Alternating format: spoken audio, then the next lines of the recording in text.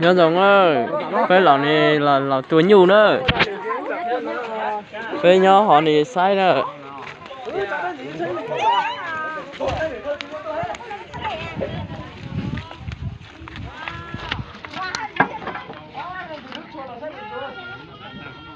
cái chỗ làm lại thôi thế hả?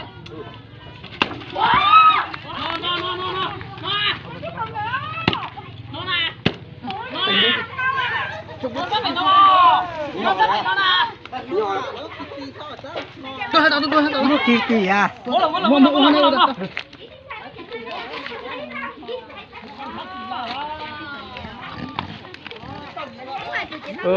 Lại luôn lại luôn chơi luôn này luôn. Cho lại là này vậy.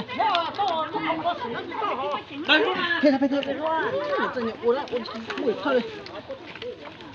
Rồi này khi cháu nữa nó đang thật thế nhá. có này nhá Lo thả thử kìa. Bao giờ nó khi cháu ơi chết thua. Ta thua quá. được rồi chính nữa nó biết thua là cũng khi chuồng nó chết đấy.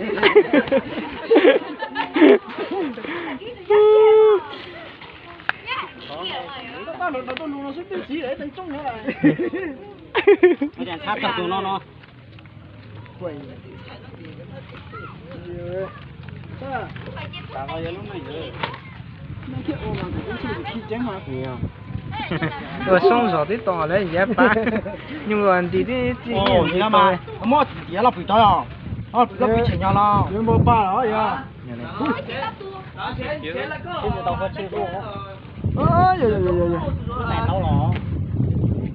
Nó cần lâu tôi sẽ cho rồi. mà trên sinh là nó Cái này là cái nói vậy tôi nhung này vậy sai là tôi nhiều đó nhiều rất dễ chỉ là trong cây thì sai nữa tôi để giờ suy huyết tua nè đó giờ phải nói giờ non nè đó nói cái gì nó đây giờ thì tặng cái giờ dân của nó không có giống mình tàu là đi đây nhảy con nó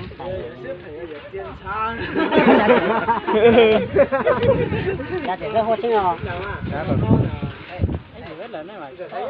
sát xì lò này sát tao không à nó từ trong hộp chỗ tôi giờ cười này thế giờ cười này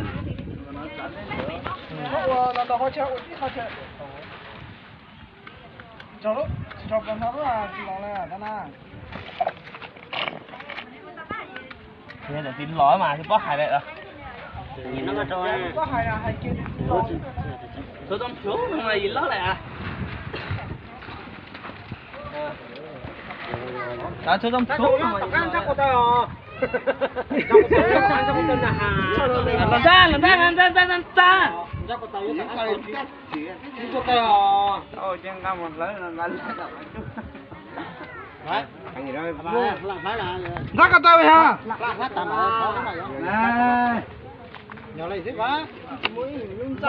ủa tua là thế này ở đây sai trong cờ ở đây sai trong cờ nữa bây giờ thử tua nhu ít tua nhu lâu nữa nó tôi phát nhung nào bây giờ ô này rồi cho vào bên nhau cả hay là Thế là bố bây giờ bị trẻ cái tí thế mày à? cho tí đó cho tí lá tí đó cái mà mới là vừa chạy tao mà không thì giúp được nó ta đó ta thử này quá Lại chúng ta. ôi giờ nó tua trong trâu để đến sao nó là bánh nhàng cổ đó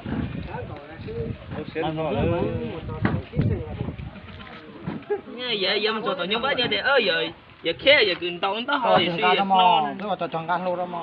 Thành. giờ tao tỏ cái kia nó cao lắm mà nhưng ngàn này thôi giờ mong khởi càng hơn này là giờ thì mà mình tỏ tao bây giờ mà mình tỏ chửi nó sẽ chửi cái chưa nhiều phút này số tụi nhau nè có chửi có kỳ thì thế sao đó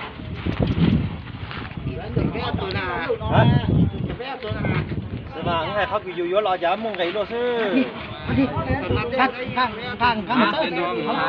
anh nè lỡ là xin này đâu Làm rồi nó có lúc bữa. Ấy giờ. Thằng nó với pha nhỏ gì vậy mà. Đây. Hồi anh ơi. Hậu đi. Nè, xin giòn đó. Ui.